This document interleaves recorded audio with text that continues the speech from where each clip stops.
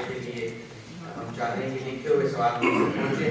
تو میں صاحب سے کہوں گا اگر کسی صاحب نے سوال لکھی ہے تو مجھ تک پہنچا دیں. یہاں پر ہمارے پاس پیڈ اور قلم دستیاب ہیں, اور احباب نے بھی سوال کرنا ہے وہ اگر کائنڈلی اپنا ہاتھ کھڑا کریں تو جو ہیں ان تک وہ پیڈ اور قلم پہنچا دیا جائے گا.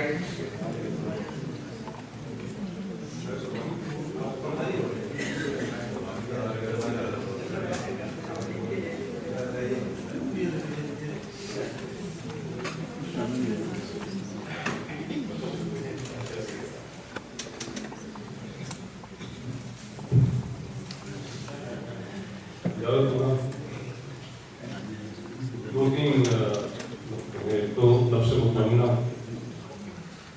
جب کلام مجید میں آیا کہ کیا یہ نفس مطمئنہ مرضی ہے, اس کے مطابق جب بھی ہم نے علماء سے سنا ایک دو بات کی. ایک تو یہ کہ اس کے بہترین مصداق سید الشہداء تھے. اس میں میں نے اس طرح کی بات کہی جاتی ہے, کیا ہم کہہ سکتے ہیں کہ یہ آیت بالخصوص امام علیہ السلام کی یہ نازل ہوئی. دوسرا معراج سے متعلق کسی چیز میں بات کو جیسے کو آگے بتایا تھا تو مجھے کامن سوال ہے کہ لوگ کرتے ہیں سبحان اللہ ذی اسریٰ بعبدہ لیلا من المسجد الحرام الی المسجد الاقصی الذی بارکنا حولہ. اس میں بھی کیا یہ معراج جسمانی تھی یا نفس کی روح کی تھی؟ اور اس میں بھی جس مسجد اقصی کا ذکر ہوا ہے اسے کہیں بارکنا حولہ, جس کو برکتوں نے گھیرا. جو مسجد اقصی ہمیں پتہ ہے جو جسمانی یا بات تھی اس کو تو یہودیوں نے گھیرا ہوا, تو وہ کون سی مسجد اقصی ہے؟ اور تیسرا اتنی بڑی ہستیوں میں نے ذکر کیا تھوڑا ہٹ کے ہے, وہ ہے شیطان کے متعلق. وہ یہ ہے کہ جتنے بھی فرشتے یا آسمانی مخلوق جو میرا معقول جو پڑھا ہے یہ یکوہی طبیعت کی ہیں, یعنی ان کو اختیار نہیں دیا گیا اچھائی اور برائی. جو اچھائی پہ جن کی تخلیق ہوئی وہ اچھائی کر رہے ہیں, جن فرشتوں کی عبادت کی اس کی تخلیق ہوئی وہ عبادت کر رہے ہیں, اور ہر ایک کا اپنا اپنا ایک فرض ہے جو وہ پورا کر رہا ہے. اس کو اختیار نہیں دیا گیا کہ وہ کس چیز کو چھوڑ کے دوسری چیز کرے, جبکہ انسان کے پاس یہ اختیار دیا گیا ہے. اسی لیے اس کو اس کا امتحان بھی ہے, اس کی ابتلا بھی ہے, اور اس کے بعد اس کا حساب قرار دیا گیا کہ اس امتحان بھی پورا. تو کیا شیطان کی بھی ایک یکسوئی طبیعت تھی, یکسوئی طبیعت تھی, اور جب حضرت آدم کی تخلیق ہوئی تو اس نے اپنا اختیار استعمال کیا یا دونوں کی طبیعت میں اس کی بھی تخلیق تھی, اور وہ بھی جزا و سزا کا مصداق تھا.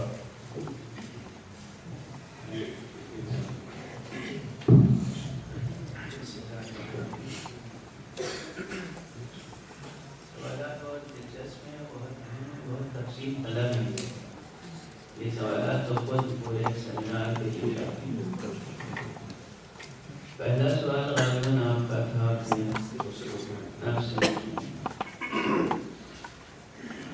مذہبی اور دینیاتی نقطہ نظر سے ہمارے پاس ایک روایت حضرت امام صادق علیہ سورہ فجر کے بارے میں والفجر ولیال عشر, جس میں یہ آیت ہے سورہ فجر ہی کی آیت ہے یا ایتھا النفس المطمئنۃ ارجعی الی ربک راضیۃ مرضیۃ فادخلی فی عبادی وادخلی جنتی. حضرت امام صادق نے فرمایا ہے علیہ الصلوۃ والسلام کہ یہ سورہ حسین ابن علی, اور اس لیے اس میں کسی شک کی گنجائش نہیں ہے کہ نفس مطمئنہ سے مراد مصداق بارز ترین مصداق اور حقیقی مصداق امام حسین علیہ السلام مصداق ہے. اور بات ہے کہ خود نبی کریم صلی اللہ علیہ وسلم امیر المومنین علیہ السلام حضرت فاطمہ زہرا سلام اللہ علیہ وسلم سب صاحبان نفس مطمئنہ ہیں، سب نفس مطمئنہ۔ اپنے وقت میں جناب عیسیٰ علیہ السلام نفس مطمئنہ، جناب موسیٰ اپنے وقت میں نفس مطمئنہ، ہر نبی خدا اپنے وقت میں نفس مطمئنہ کا مصداق ہے، لیکن بلند ترین مصداق مصطفیٰ صلی اللہ علیہ وسلم کی ذات ہے، اور بارز ترین مصداق یعنی نمایاں ترین مصداق حضرت امام ابو عبداللہ امام حسین سید الشہداء کی ذات ہے۔ قرآن مجید کا اسلوب یہ ہے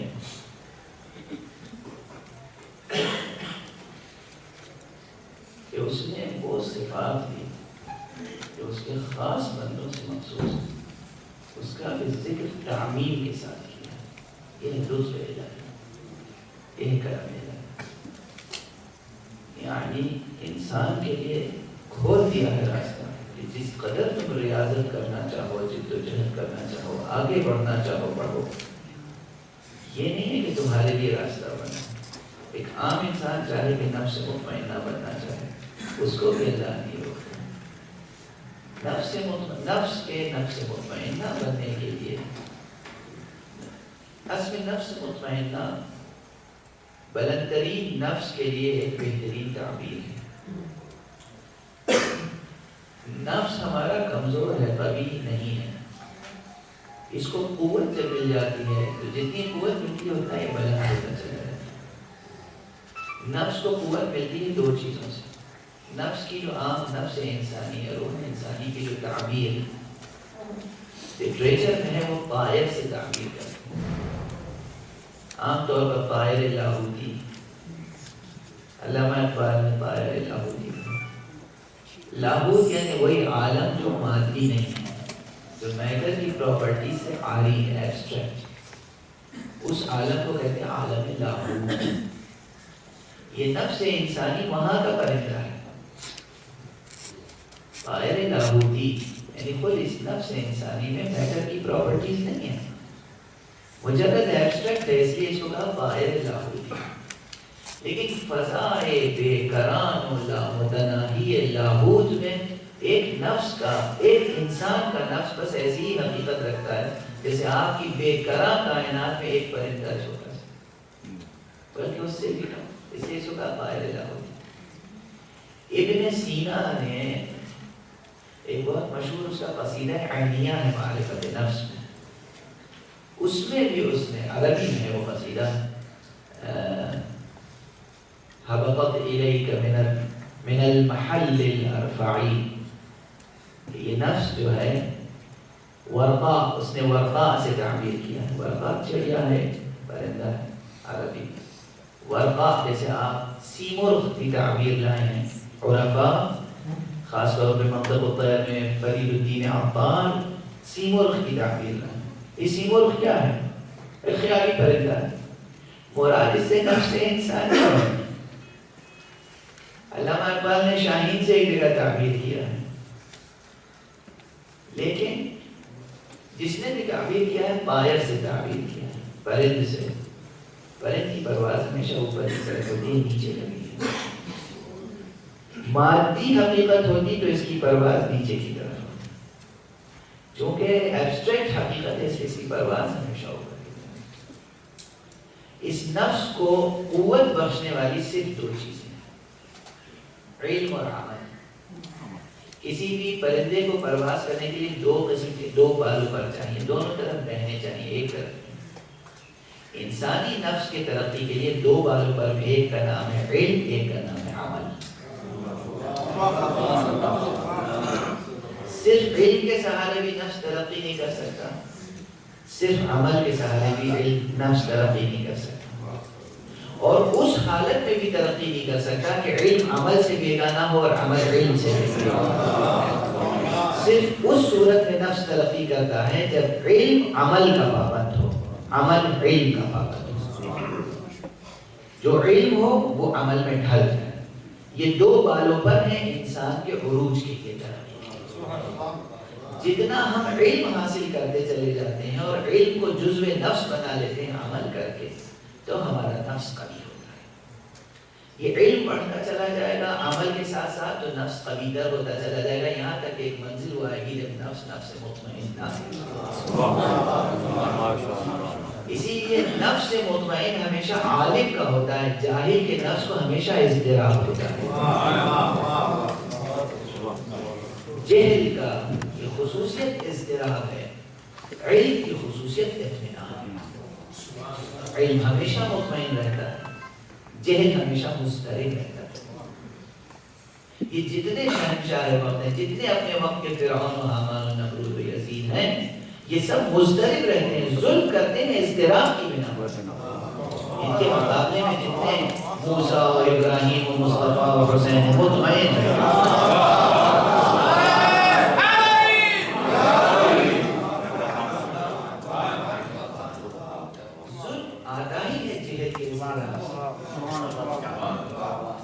توہمات کے نتیجے میں ظلم ہوتا ہے۔ یہ مجھے اڑا دینا اس لیے بہتر ہے میں پہلے اسے اڑا دوں، اس سے مجھے خطرہ ہے اس لیے پہلے میں اسے خطرے میں دو چار کروں، وہ میرے قتل کر سکتا ہے اس لیے پہلے میں اسے قتل کروں۔ جہل ہے دل کا اضطراب جو ظلم و ستم برپا کیا۔ علم تو علی کی طرح خاموش رہتا ہے اور اپنے قاتل کو پانی پلاتا ہے۔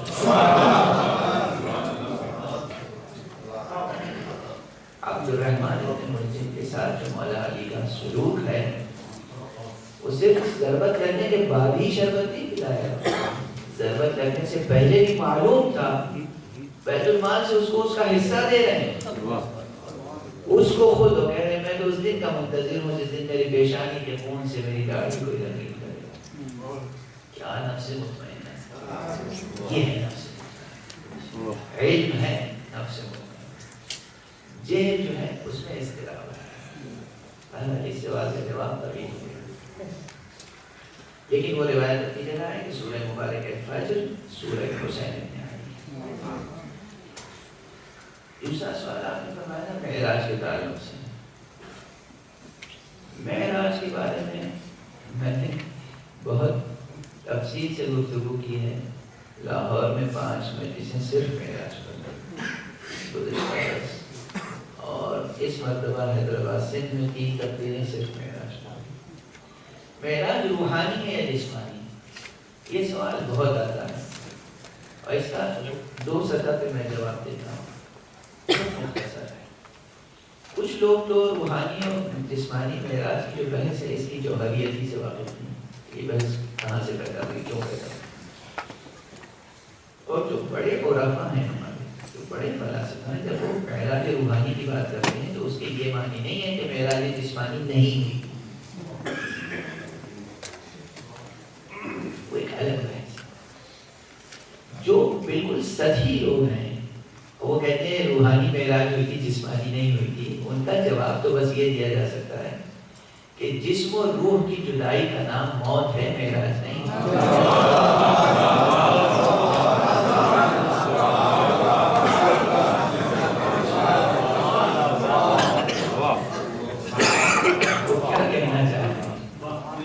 موت پیغمبر کا ذکر کرتے ہیں یا معراج پیغمبر کا ذکر کرتے ہیں؟ تو اس کے قائل ہے کہ جسم تو یہاں رہا بستر پر اور روح جو تھی وہ پرواز کرنے کے لیے چلی گئی، تو اس کا نام موت ہے، معراج نہیں۔ معراج نام ہی اس کا ہے کہ روح کا اتنا اقتدار جسم پر قائم ہو جائے کہ جہاں تک روح جائے جسم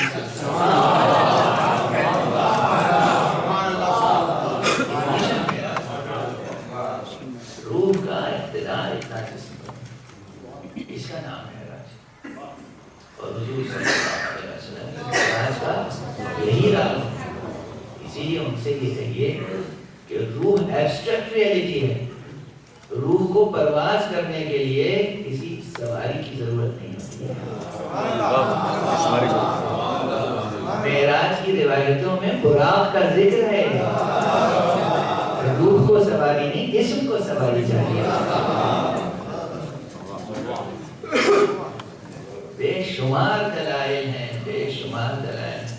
خود یہ جو آپ نے آیت کریمہ پڑھی، سبحان الذي اسرى بعبده ليلا من المسجد الحرام الى المسجد الاقصى الذي باركنا حوله لنريه من آياتنا انه هو السميع البصير، اس آیت میں 8 دلیلیں اس آیت میں موجود ہیں کہ معراج جسمانی تھی، روحانی نہیں تھی۔ صرف اس آیت میں 8 دلیل کہ معراج پیغمبر آپ کے پورے وجود کے ساتھ تھی، پورے وجود کے ساتھ، جسم و روح پورے وجود کے ساتھ معراج ہوئی تھی، صرف روحانی معراج نہیں تھی۔ تیسرا سوال آپ کا مسجد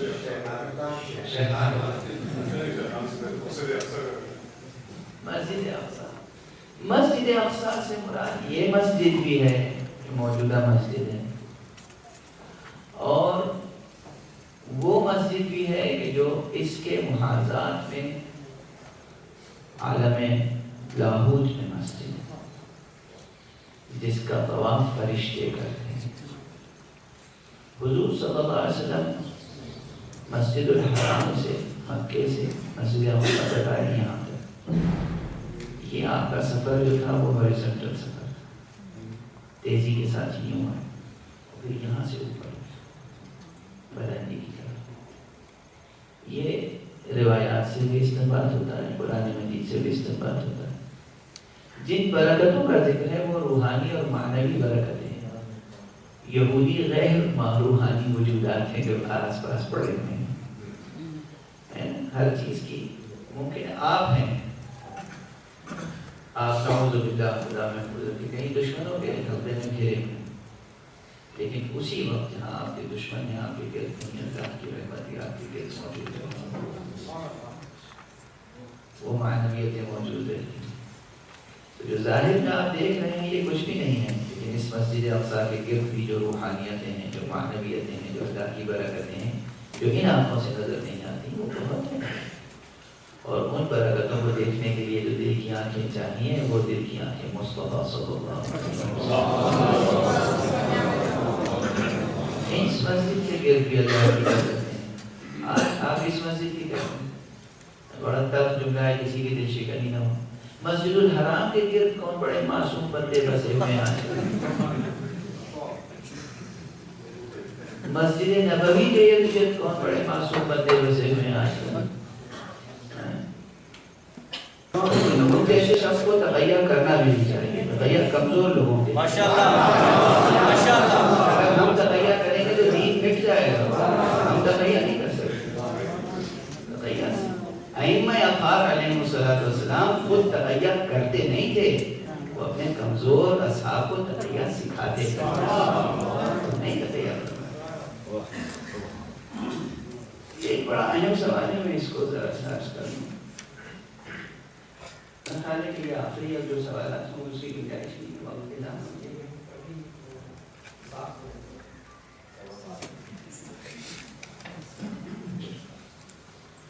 آخرت میں سزا اور جزا نفس مجرد سے متعلق ہے جسم انسانی۔ آخرت کی سزا اور جزا ہمارے پورے وجود سے متعلق ہے، نہ صرف جسم سے متعلق ہے، نہ صرف نفس سے متعلق ہے۔ جس طرح آج ہمارا پورا وجود موجود ہے، اسی طرح پورا وجود اس وقت بھی موجود ہوگا اور سزا کو متعلق ہوگی۔ اب یہ کیسے ممکن ہوگا؟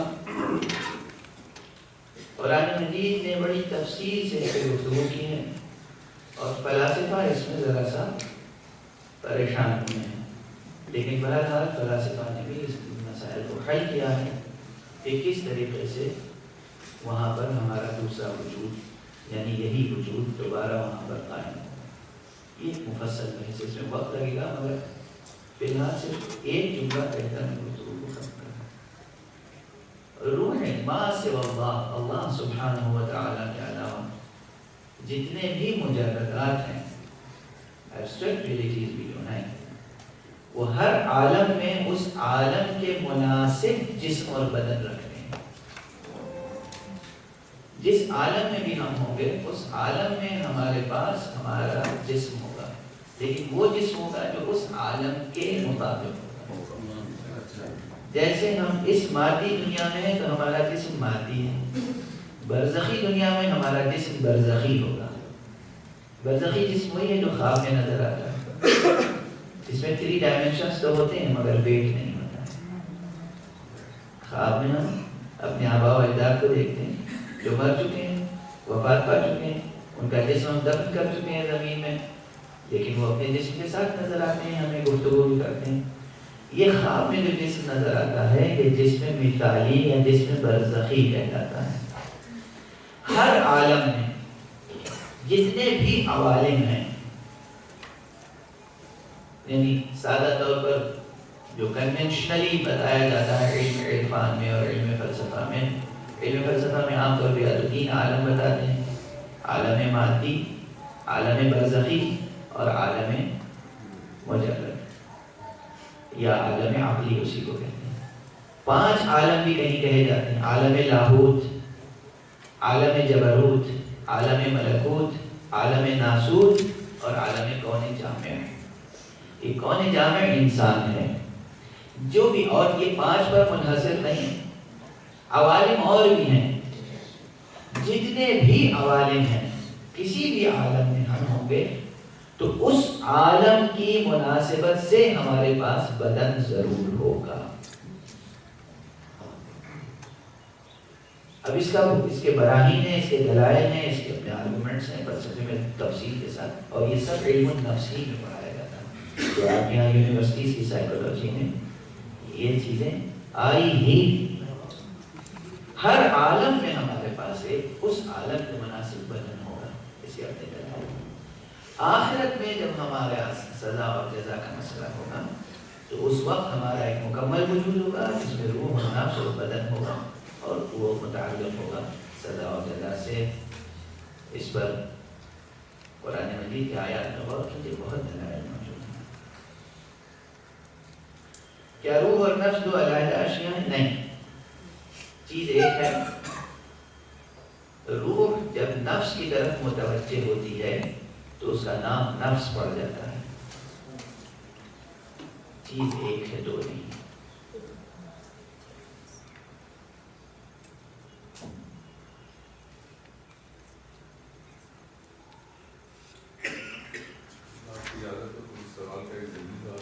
جو سوالات غیر متعلق ہیں اس وقت جو ٹاپک چھڑا ہوا ہے تو اس کا میں جواب نہیں دوں گا. جی فرمائیے. میں اسی سوال کا ایک جلدی سوال پوچھنا چاہتا تھا آپ کی اجازت سے کہ قرآن میں ہے کہ کل نفس ذائقۃ الموت، اور نفس کو یعنی کہ موت ہوگی، مگر روح کے متعلق یہ کہا جاتا ہے کہ روح زندہ رہتی ہے اور عالم برزخ میں چلی جاتی ہے. صحیح ہے. تو اگر یہ ایک ہی چیز ہے تو نفس ایک ہی چیز ہے. میں نے کہا روح جو مادے سے تعلق رکھتی ہے اس کو کہتے ہیں نفس. روح کا مادے سے تعلق ٹوٹ جانا یہی ہے موت. اور یہ ایسے ہی ہے جیسے کسی چیز کا مزہ چکھنا ہو. نفس فنا نہیں ہوتا ہے. اس کی بڑی ایسی مثال دوں جو بچے اور بوڑھوں سب کی سمجھ میں آتا ہے. آپ کے یہاں کوئی نہ کوئی نظر ہوتی ہوگی. نظر بدعت نہیں ہے، دلوایا کیجیے. نظر ہوتی ہوگی. خاص طور سے 22 رجب کی نظر ہے، 13 رجب کی نظر ہے، 18 عید غدیر کی نظر ہے. ان نظروں میں محلہ کے سب لوگ آتے ہیں، برادری کے سب لوگ آتے ہیں نظر چکھنے کے لیے. نظر چکھنے والے ختم ہوتے ہیں یا وہ چیز ختم ہوتی ہے جو چکھی جاتی ہے؟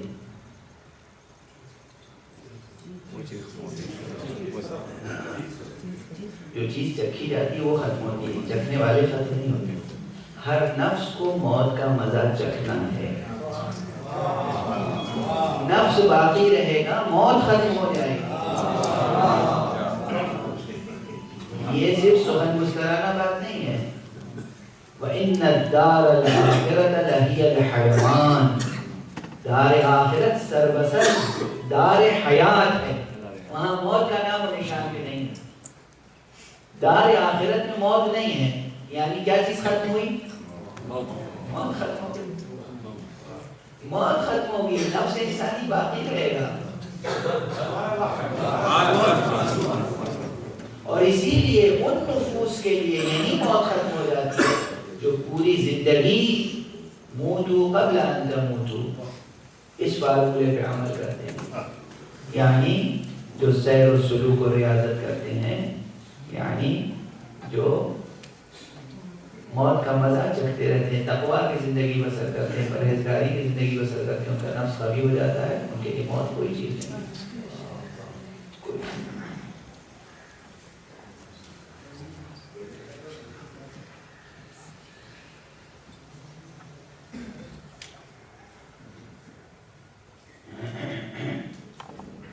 اب یہ شاعری کا سوال آیا ہے کہ آپ نے کہا شاعری قوموں کو کیا زندہ نہیں کرتی ہے، انقلاب برپا نہیں کرتی، لیکن علامہ اقبال کی طرف میں آپ کیا کہیں گے؟ یہ سوال بڑا پیچیدہ ہے، بہت پیچیدہ ہے۔ اولا شاعری کے بارے میں بھی شاعری کبھی کوئی انقلاب نہیں لاتی، نفس مطمئنہ ہے جو انقلاب لاتی ہے۔ مصطفیٰ انقلاب لاتے ہیں، مرتضیٰ انقلاب لاتے ہیں، علی انقلاب لاتے ہیں، خمینی انقلاب لاتے ہیں، شاعری انقلاب نہیں لاتی۔ شاعری کسی حد تک تہذیب کو، ثقافت کو، نیشن کو تربیت کرتی ہے، آگے بڑھاتی ہے، شاعری کا اپنا ایک مقام ہے۔ دیکھیے اقتدار علی صاحب نے تقیہ کا قائل نہیں، بہت صاف تقیہ ہے، تقیہ دین فطرت ہے، مگر میں تقیہ کا حاضرہ قائل نہیں۔ بہت پیچیدہ سوال ہے، اس پر سیمینار رکھیے گا تو کبھی گفتگو ہوگی۔ میں علامہ اقبال کی عظمت کا قائل ہوں، بہت بڑے شاعر تھے، اس میں کوئی شک نہیں، بہت بڑے شاعر تھے، دنیا کے عظیم ترین شعراء میں اقبال ہیں۔ جو لوگ اقبال کا قدر ایسے شاعر چھوٹا کرنا چاہتے ہیں، وہ بہت ہی چھوٹے قد کے ادیب ہیں، یا سرے سے ادیب ہیں ہی نہیں، وہ نقادوں کی فہرست میں ان کو نہیں رکھنا چاہیے۔ اقبال بہت بڑا شاعر ہے، دنیا کے کسی بھی بڑے سے بڑے شاعر کے مقابلے میں ہم اپنے اقبال کو پیش کر سکتے ہیں۔ مگر جہاں تک بات شاعری کی ہے، شاعری کی ماہیت کی بات ہے، شاعری عرب کی تاریخ میں ہے کہ شعراء جو ہے وہ ایک قصیدہ پڑھ دیتے تھے تو جنگ ہو جاتی تھی، ایک قصیدہ پڑھ دیتے تھے صلح ہو جاتی تھی۔ شاعری کا ایک اثر ہوتا ہے وقتی، شاعری کا ایک اثر ہوتا ہے، لیکن بات یہ ہے کہ معاشرے کی بنیاد، تمدن کی بنیاد تخیل کو یا جذبات کو قرار نہیں دیا جا سکتا۔ واضح کر دیا تھا کہ شاعری سے مراد وہ بنیادیں ہیں جو تخیل اور جذبات سے تعلق رکھتی ہیں۔ تمدن کی بنیاد علم اور علمی منصوبے پر رکھی جاتی ہے۔ میرا خیال ہے بس سب کافی ہوگی۔ وصلی اللہ علیہ سیدنا محمد ظاہر ہے اور ذرا ٹائم کم تھا اور کچھ ہی سوال جو ہے وہ منٹ ہو پائے۔ مجھے جناب کا ای میل ایڈریس دیا گیا ہے، وہ باہر سے آپ کو مل سکتا ہے۔ اگر آپ جواب دیتے ہو ای میل پر تو پھر آپ کو جو باقی سوال ہیں ان کا غالباً جواب ای میل کے ذریعے مل جائے گا۔ مجھے معلوم نہیں کہ آپ کے پاس وقت ہوتا ہے یا نہیں، لیکن سوال مجھے ای میل اگر علمی یا دینی مذہبی سوال ہوتا ہے تو میں ضرور جواب دیتا ہوں، اور اگر غیر علمی سوال ہوتا ہے تو میں جواب نہیں دے پاتا ہوں۔ اب یہ مقامی مراحل میں آج کا سیمینار میں گزارش کروں گا حجت الاسلام والمسلمین آغا شیخ محمد شفاعت مجیدی صاحب سے چند منٹس کے لیے، 3 یا 4 منٹس کے لیے وہ تشریف لائیں گے اور اختتامی کلمات ادا فرمائیں گے۔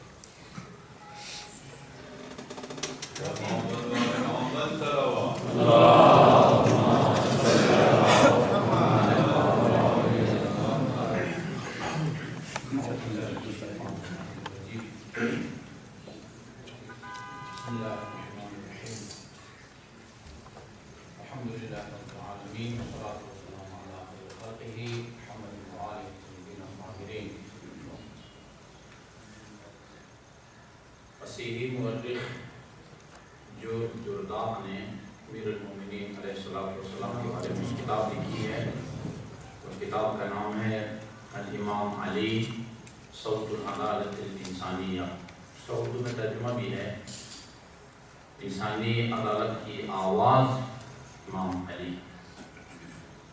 اس کے دیباچے میں انہوں نے ایک بات لکھی ہے، وہ فرماتے ہیں اکثر لوگوں کو میں نے یہ کہتے ہوئے سنا ہے کہ علی ابرز وقت پیدا ہوئے، کاش اس صدی میں پیدا ہو گئے۔ وہ فرماتے ہیں یہ مسیحی مورخ کی میں اس بات سے اتفاق نہیں کرتا، اس لیے اس کا یہ مطلب ہے کہ جس دور میں حضرت علی علیہ السلام پیدا ہوئے اس دور کے انسانوں کی جو سطح فکر تھی وہ علی کی سطح فکر کے برابر نہیں تھی، اور آج کے انسان کی سطح فکر علی کی سطح فکر کے برابر ہے۔ حالانکہ علی جب بھی پیدا ہوں یہی کہا جائے گا،